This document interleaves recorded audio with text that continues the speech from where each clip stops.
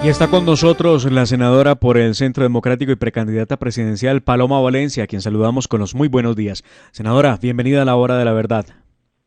Demar, un saludo muy especial para ti, para Nico, que me acabo de enterar que está ahora en la hora, la verdad, deseándole todos los éxitos que estamos seguros que va a tener por su gran inteligencia y su gran compromiso con estas ideas. Y un saludo, aunque no esté, para el doctor Londoño, a quien siempre hemos querido tanto y llevamos en el corazón como uno de los mentores. Y por supuesto a todos los oyentes de Mar.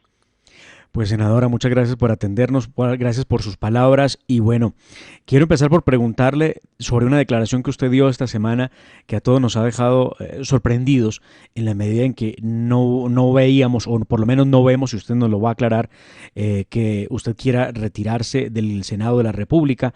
Y lo digo ¿por qué? Porque han puesto en comillas unas declaraciones suyas que dice: el Congreso es un oficio difícil, duro, malagradecido, y que yo en muchos sentidos ya di cuanto tenía que dar. Creo que ya cumplí mi ciclo, cierro comillas. ¿Esto significa, senadora, que no repetirá Senado de la República en caso de no ser elegida como candidata única a la presidencia de la República? Pues además, esa es una pregunta que me hicieron, que iba a hacer si no ganaba la precandidatura, y evidentemente he estado pensando en no volver al Congreso. Es una decisión que no está tomada, pero que es una decisión, digamos, hacia la cual estoy inclinada. Yo creo que ha sido un oficio ya con el que completaría 8 años. Yo he dado cuanto he podido dar y creo que en muchos sentidos ese ciclo para mí pues está eh, prácticamente cerrado. Yo no encuentro hoy razones para regresar al Congreso, la verdad. Senadora, muchísimas gracias por esas palabras. Es un gusto para nosotros tenerla aquí en la hora de la verdad. Quisiera preguntarle, más allá del futuro político, que pues usted misma lo definirá y esperemos que continúe ejerciendo como lo ha hecho de manera ejemplar la política, porque esta democracia la necesita. Sin embargo, usted también mencionó que el presidente Duque, digamos, fue resistente a modificar o cambiar los acuerdos y no encontró ningún apoyo por parte del gobierno nacional. Él, pues en campaña nos prometió que acabaría con la JEP y que haría unas reformas de fondo al proceso o a los acuerdos, por así decirlo, de paz. Y pues al parecer esta promesa quedó en el mismo cajón en Palacio junto con la fumigación aérea. ¿Qué nos puede contar sobre eso? Pues Nico, pues qué bueno que estés ahí en mejores manos. La hora de la verdad pues uno no se le ocurre porque tu inteligencia, tu capacidad pues hablan de un gran porvenir político que te espera y qué bueno que te labres al lado del doctor Londoño, que ha sido formador de tantos de nosotros y amigo incondicional de esta causa. Yo te diría, Nico, que hay que pensar lo siguiente. A mí me dolió mucho, por ejemplo, que cuando yo presenté la modificación de la JEP para crear la sala especial para los miembros de las Fuerzas Armadas en la JEP, te acordarás que esa fue una idea mía y un proyecto mío y que el presidente Uribe estuvo muy de la mano tratando de sacarlo adelante. A mí me impresionó cuando llegó la ministra del Interior entonces y dijo que ese era un proyecto de puramente del Congreso y que el gobierno iba a ser un testigo ciego del que pasara, un testigo no ciego sino mudo, es decir, que no tomarían partido ni por el sí ni por el no y que cada congresista podía votar de acuerdo a lo que quisiera. Ese pues fue el primer intento, tal vez el intento más importante, porque nosotros logramos que saliera de comisión primera, y cuando digo nosotros, en realidad fue el presidente Uribe, que ustedes recordarán, se sentó a negociar, incluso con el senador Petro, con el senador Cepeda, para tratar de sacar ese proyecto adelante. Lo llevamos a plenaria y la verdad fue que pues levantaron sin siquiera dejarlo discutir, lo cual para nosotros pues fue muy triste, porque fue un esfuerzo demasiado grande, en especial del presidente Uribe, como digo. Pues, yo era la idea y fui la que hizo el proyecto, pero realmente el presidente Uribe fue el que se puso allá como un jugador estelar a tratar de sacar eso adelante. Infortunadamente, como digo, nos sentimos completamente abandonados por el gobierno. Y en esos temas, digamos, de modificación de los acuerdos, pues yo siento que el gobierno dice que no tenía cómo, pero creo que tampoco ensayó ni tampoco trató de que buscáramos alternativas diferentes, todo lo contrario. Yo me acuerdo de mí teniendo que decir en unas entrevistas ya primer año y medio del presidente Duque, cuando la crítica de los otros era que el presidente Duque no había cumplido con los acuerdos, decir, mire, en contra de mi buen criterio, todo lo contrario, encuentro que el presidente Duque ha estado dedicado a cumplir estos acuerdos y a tratar de sacar adelante los acuerdos de La Habana. A mí me hubiera gustado que el gobierno hubiera sido mucho más activo con las víctimas, que les hubieran ayudado a crear los macrocasos para llegar ante la JEP. Me hubiera gustado que estuvieran pendientes del tema de la plata y de los cumplimientos de La Habana. Usted recordará, Nico, que fui yo y la senadora María del Rosario las que hicimos el debate sobre los incumplimientos de las FARC, donde mostramos que ni siquiera habían pagado la plata. La fiscalía de Néstor Humberto Martínez dijo que las FARC tenían 21 billones de pesos. Ellos hicieron en ese inventario que les permitieron un inventario de 900 mil millones de pesos, no han entregado sino como el 30%. Eso lo empezamos a mostrar nosotros y empezamos a presionar a ver si el gobierno por lo menos hacía entregar esa plata. Entonces dijeron que no, porque las disidencias se habían llevado la gran mayoría y que ellos ya no tenían nada que entregar. Y eso sin contar que no ha habido un esfuerzo por llevarlos a decir la verdad. Entonces, sí, yo sí siento que el gobierno nos quedó debiendo a quienes votamos con entusiasmo buscando que el acuerdo de La Habana no fue un acuerdo del gobierno Santos, sino de los colombianos. Es muy difícil entender, senadora, que hechos tan importantes como, por ejemplo, el acto legislativo 02 del 2017, que tanto llamaron el blindaje jurídico del acuerdo, pues no impide, entre otras cosas, ni que se pueda llevar a cabo una asamblea constituyente, que el pueblo pueda derogar parte o en su totalidad el mismo acuerdo con las FARC a través de un referéndum, y que tampoco impide que se pueda tramitar actos legislativos, proyectos de acto legislativo en contra del mismo acuerdo, y si se quiere por partes, no completamente. Pero además, recordemos que no es tan cierto como lo planteó el gobierno Santos, y lo siguen planteando inclusive los de las FARC hoy, que el acuerdo es un acuerdo especial en términos del artículo 3 común a los convenios de Ginebra, donde decían, no, es que ya hace parte del bloque de constitucionalidad, esto es intocable, esto es inmodificable. ¿Por qué mentirle de esa manera al país? Pero además, ¿por qué la bancada de gobierno se tuvo que quedar con las ganas y la posibilidad de haber mejorado lo que estaba hecho, pues si no se quería derogar, porque no fue la voluntad de todos definitivamente, pero por lo menos sí haber modificado el acuerdo en búsqueda de justicia? ¿Por qué tuvieron que quedarse con eso? Si ustedes son la bancada mayoritaria, si ustedes son el partido de gobierno, o es que no hubo tal bancada mayoritaria, o es que no hubo tal partido de gobierno. Pues yo creo que no hubo. Senadora. Bueno, mientras retomamos la comunicación con la senadora Paloma Valencia, de Nicolás, le pregunto si hubo o no hubo bancada de gobierno, o si el gobierno consideró que la bancada suya era el Centro Democrático. Porque pues el partido, para decir verdad, siempre tuvo en la mira la posibilidad de reformar el acuerdo, e inclusive algunos de ellos, como la senadora María Fernanda Cabal, plantea derogar el acuerdo en la medida en que las FARC no cumplió. Pues Demar, fíjese que yo creo que si las prioridades del gobierno cambian, como lo estaba explicando la senadora Paloma Valencia, pues buena parte de la bancada pues sigue la línea, ¿no? Sigue el camino. Eso pues ya lo estamos viendo también con el precandidato a la presidencia, Óscar Iván Zuluaga, quien se adaptó su postura con respecto al acuerdo, pues a hacer una postura, digamos, un poco más blanda, en el sentido de que no hay que derogarlo, que él asegura que es imposible, pero que pues entonces hay que hacer algunas exigencias y modificaciones a futuro. Entonces, vea usted, hay unas diferencias, digamos, en cuanto que la línea del partido político pues depende también mucho del gobierno que eligió. Claro, claro, y es que no se entiende definitivamente cómo el partido de gobierno no puede exigirle a su gobierno, porque es su gobierno, que haya unas modificaciones. Pero claro, bien decía la senadora Paloma Valencia, el gobierno se dedicó a implementar el acuerdo, y parte de ello ha sido, recuerde usted la frase del doctor Fernando Londoño en su momento, ¿no? Él había dicho que había que hacer trizas ese maldito papel, refiriéndose precisamente al acuerdo con las FARC, en la medida en que ya en 2018 se veía que no avanzaba en lo absoluto una fase real de cumplimiento por parte de las FARC a sus compromisos. Y bueno, eso no fue solamente de allí, sino que nunca se dio cumplimiento a muchas cosas. Recuerdo perfectamente el debate del que habla la senadora Paloma Valencia, que hizo con la senadora María del Rosario Guerra, que fue realmente impactante ver cada uno de los ítems en los que las FARC estaba incumpliendo. Y si usted pregunta cuántos de esos, pues más o menos en todos estaba incumpliendo. Pero le preguntaba a la senadora Paloma Valencia, entonces, ¿qué pasó? ¿Por qué el presidente no hizo caso a su bancada? ¿O es que pareciera que la bancada no identifica al presidente o el presidente no se identifica con su bancada? ¿Qué es lo que pasa?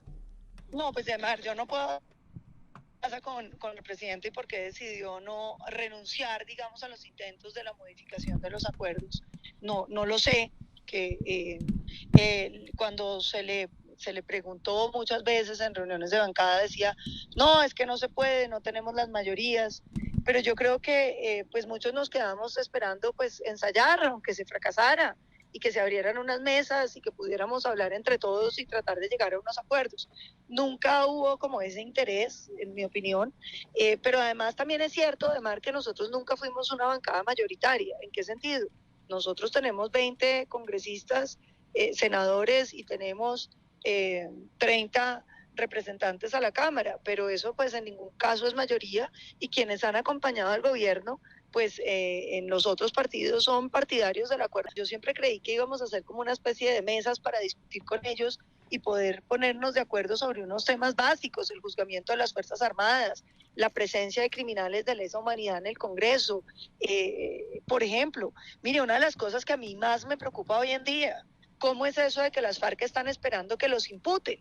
Si es que aquí nos habían dicho que es que el proceso era distinto, es que ellos iban y confesaban, y de acuerdo a las confesiones, entonces se corroboraba si todo lo que nosotros teníamos y ya sabíamos, es decir, la verdad que ya teníamos desde la Fiscalía, la habían cubierto toda. Si quedaba faltando algo, pues pendían los beneficios. Imagínense, de que el proceso va a ser el inverso.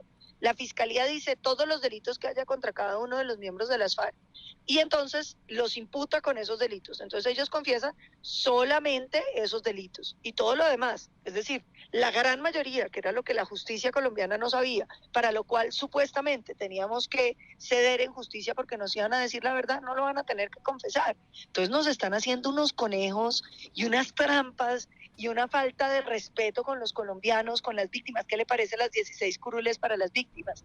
16 curules para los territorios donde están los victimarios. ¿Y qué le parece a usted que sigamos con el delito político y que aquí nos digan que quien mata por razones políticas entonces tiene derecho a amnistías e indultos? Yo sinceramente no entiendo por qué nosotros no avanzamos en una agenda que representara pues las cosas que defendimos. Claro, el presidente sacó una cosa importante, que es que los delitos no podrán ser conexos al delito político, el narcotráfico futuro, pero nos quedamos corticos en la violencia sexual, que no la hundieron, sí, pero pues no sé, yo siento que no, si usted quiere usar esa expresión futbolística, no se sudó la camiseta en avanzar en unos temas que para mí eran importantes. No se pusieron la camiseta desde pues sí, desde el gobierno en temas que se pudiera perfectamente haber intentado, porque pareciera que el pueblo colombiano ha entendido erróneamente que esto es un tema inamovible e intocable, y en ese orden de ideas, bajo esa premisa que hoy siguen diciendo y pregonando los amigos del santismo, obviamente, que están haciendo política, pues se mantiene en un verdadero sofisma donde verdades no se están diciendo. Pero, senadora, preocupa más todavía ver cómo los anhelos de la bancada respecto de modificar o derogar el acuerdo no se cumplen, pero lo que sí hace tránsito son algunos proyectos de ley y de acto legislativo terriblemente lesivos para la democracia, el equilibrio de poderes, la separación de poderes, el atentado directo contra el sistema de frenos y contrapesos. Y le quiero hablar precisamente de un proyecto de acto legislativo que modifica la elección del fiscal general de la nación en lo sucesivo, en la medida en que se logre aprobar ese acto legislativo. Un acto legislativo que usted estuvo en el debate, donde lo que se propone es que pase la elección del fiscal general de la nación. Ya la terna no la presentaría el presidente y lo elige la Corte Suprema de Justicia, sino que sería a la inversa. La Corte Suprema de Justicia es la que presenta a los candidatos y el presidente de turno el que elige al fiscal general de la nación. ¿Esto qué significa? Porque estos proyectos sí avanzan y los de su partido y los de la derecha en Colombia no avanzan. Pues uno no entiende de mal. Mire, ese proyecto tiene problemas desde todo punto de vista. Arranquemos por los jurídicos. En cualquier proceso acusatorio, lo lógico es que la investigación esté separada de quien acusa y esté separada a su vez de quien juzga.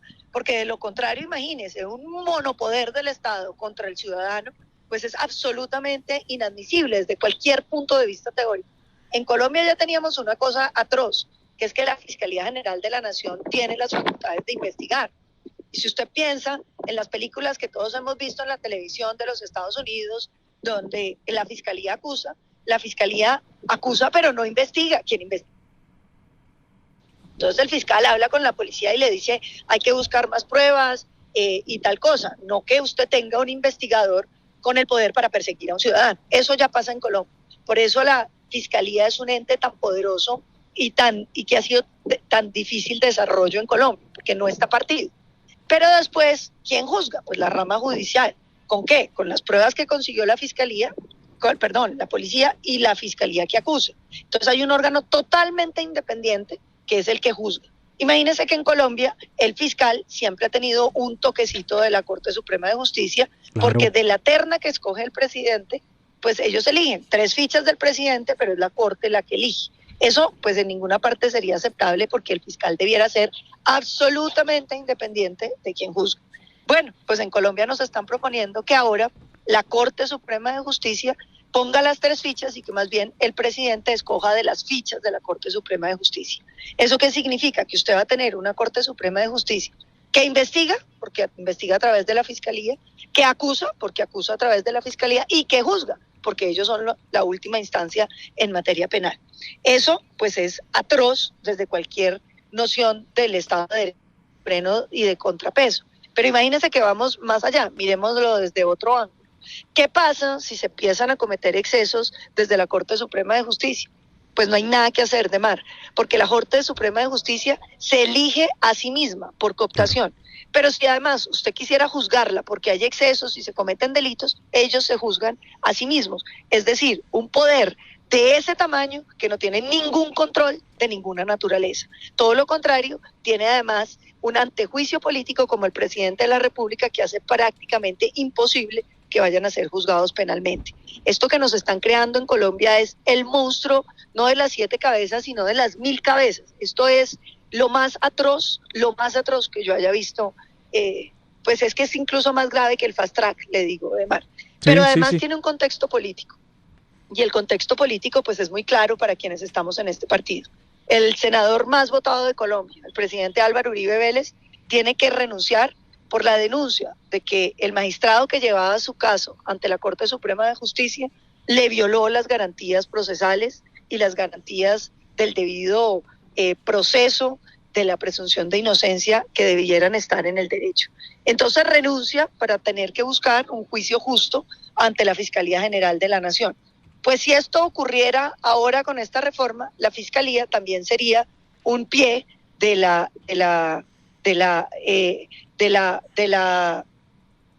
sería un pie de la Corte Suprema de Justicia. Entonces, es muy grave lo que nos están proponiendo, porque supóngase usted que el proceso del presidente Uribe no termine con este fiscal, el próximo fiscal es cuota de la Corte Suprema de Justicia.